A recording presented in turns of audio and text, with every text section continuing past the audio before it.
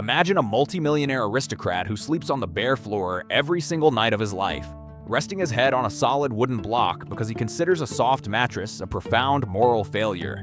Imagine that same man casually climbing to the very tip of the lightning rod on St. Peter's Basilica in Rome, one of the tallest, most terrifying architectural structures in the world, just to leave his gloves at the top as a polite calling card.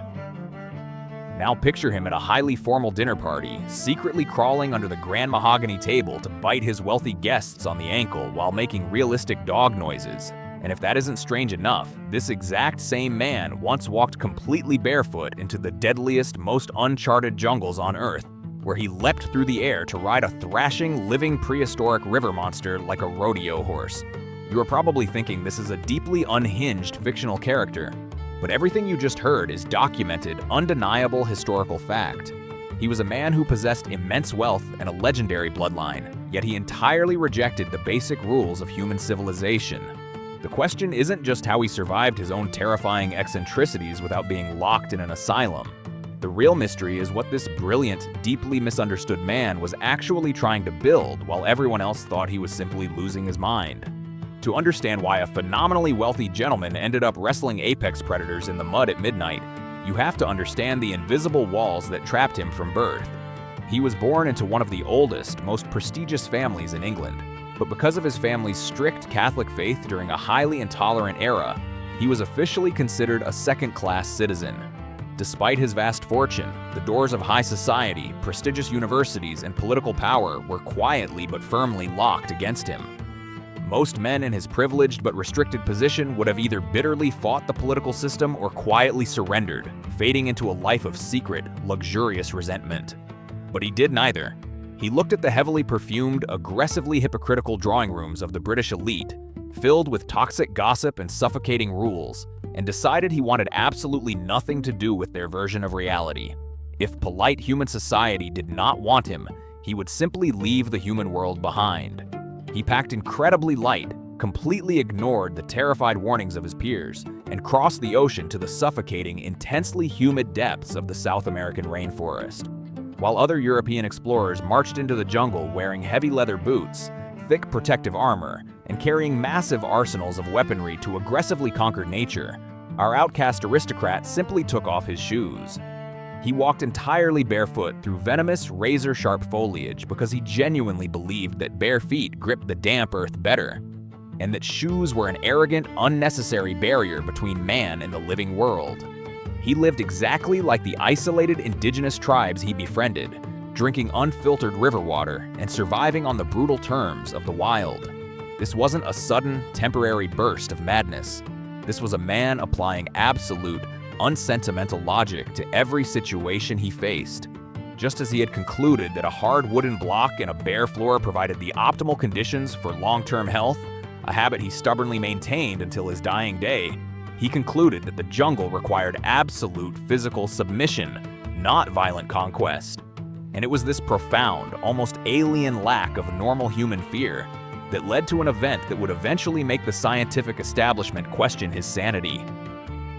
Deep in the unmapped interior, he realized he desperately needed a perfect, entirely unblemished specimen of a giant caiman, a deadly, armor-plated crocodilian that ruled the dark river waters.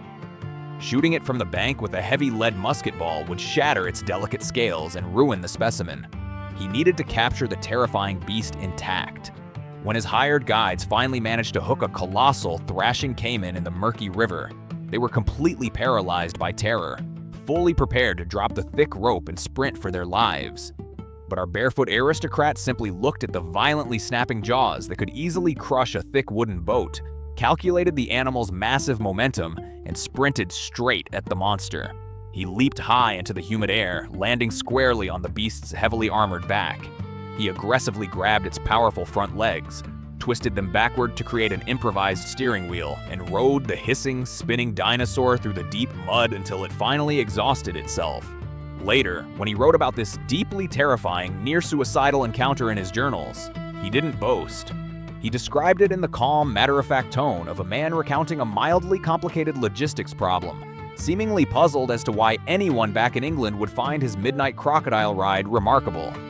But his sheer physical audacity was not limited to the remote depths of the rainforest. Even when he briefly returned to the towering stone monuments of civilized Europe, he treated the world as his own personal jungle gym. During a visit to Rome, he looked up at the dizzying, terrifying height of St. Peter's Basilica.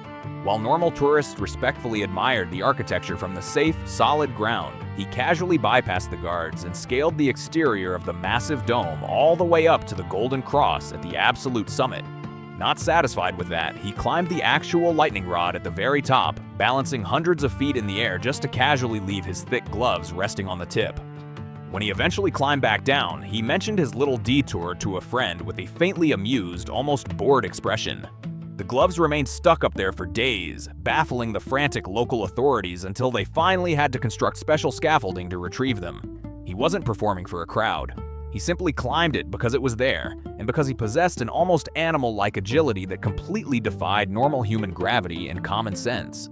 This same bizarre combination of genius and absolute disrespect for conventional authority extended to his scientific work.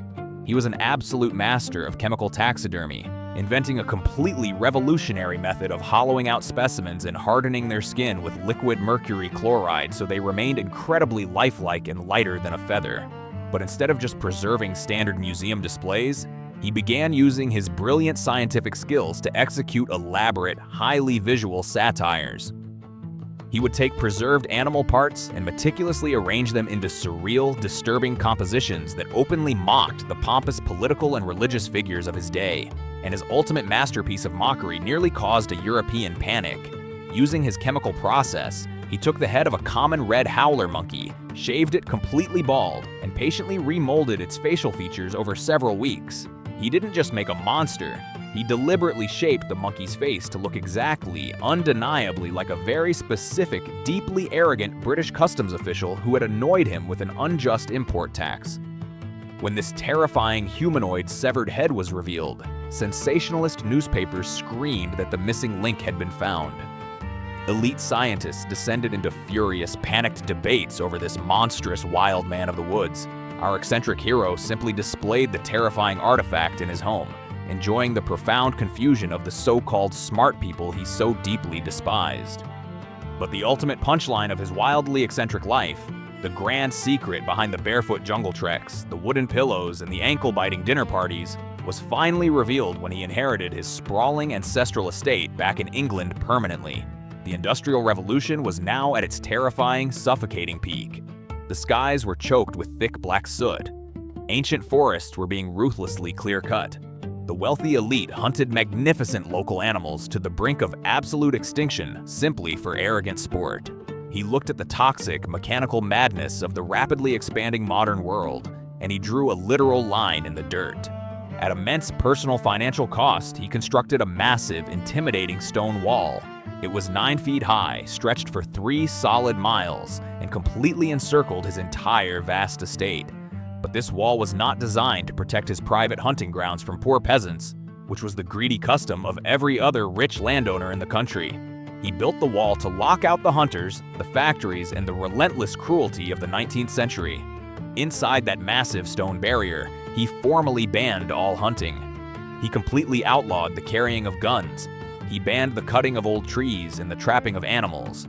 He personally designed and installed complex artificial nesting boxes high in the branches, and he flooded the lower valleys to create safe havens for exhausted migrating waterfowl. He meticulously recorded every single species that flourished on his protected land. Without any government mandate, without any scientific institution backing him, and decades before the word conservation even existed in the human vocabulary, this bizarre crocodile wrestling, floor-sleeping Catholic aristocrat had just built the first official nature reserve in recorded history. And in a final act of profound defiance against the arrogant elite, he opened his private paradise to the public. Working-class families, trapped in the smog-choked factories of nearby industrial towns, were invited inside completely free of charge. Thousands of people came to walk among wild animals they had never seen before in conditions of pure, protected beauty, often greeted personally by the barefoot lord of the manor.